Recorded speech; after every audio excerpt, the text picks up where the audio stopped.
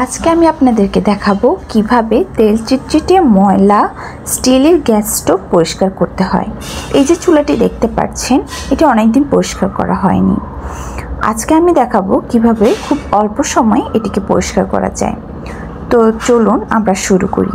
প্রথমেই আমি একটি ছুরি দিয়ে চুলাটির যে এক্সট্রা ময়লাগুলো আছে সেগুলো পরিষ্কার করে নিচ্ছি।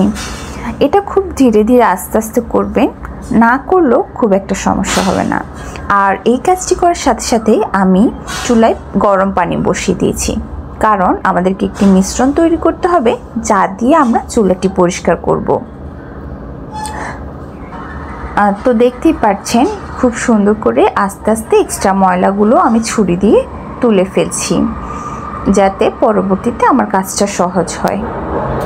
তো আমার পানি গরম হয়ে গেছে, ইতিমধ্যে আমি একটি বালতিতে পানি নিচ্ছি, ছোট বালতিতে গরম পানিগুলো নিচ্ছি।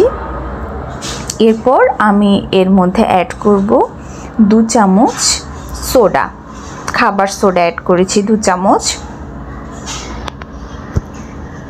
এরপর আমি এর সাথে অ্যাড করব ডিটারজেন্ট। আমরা কাপড় কাচার জন্য যে ডিটারজেন্টটি ব্যবহার করি সেটি অ্যাড করলেই হবে। আপনাদের যতটুকু লাগবে সেই অনুসারে অ্যাড করবেন। তারপর আমি দিয়ে দিচ্ছি লেবু। আমি এখানে 1 স্লাইস লেবু ব্যবহার করেছি, যেহেতু আমি খুব বেশি মিশ্রণ তৈরি করছি না। তারপর চামচ দিয়ে নেড়ে এইগুলোকে সবগুলো উপাদানকে ভালো করে মিশিয়ে নিচ্ছি। এরপর দেখতে পাচ্ছেন আমি চুলার মধ্যে মিশ্রণগুলো আস্তে আস্তে একটি চামচের সাহায্যে দিয়ে দিচ্ছি। আপনারা মনে রাখবেন এই মিশ্রণগুলো সম্পূর্ণ চুলায় দিতে হবে। তারপরে হচ্ছে আমি 10-15 মিনিটের মতো অপেক্ষা করেছি। তারপর দেখুন একটি মাজনি দিয়ে খুব হালকাভাবে মাজার সাথে সাথে ময়লাগুলো উঠে যাচ্ছে।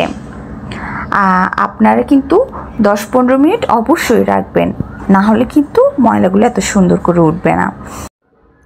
চুলা পরিষ্কার করার জন্য আমি যে মিশ্রণটি তৈরি করেছিলাম এর যে বাড়তি অংশ ছিল সেটি আমি চুলার স্ট্যান্ডগুলো পরিষ্কার করার কাজে ব্যবহার করেছি। তারপর দেখুন পরিষ্কার করার পর সম্পূর্ণ চুলাটি দেখতে কেমন দেখাচ্ছে, কেমন ঝকঝকে পরিষ্কার হয়ে গেছে।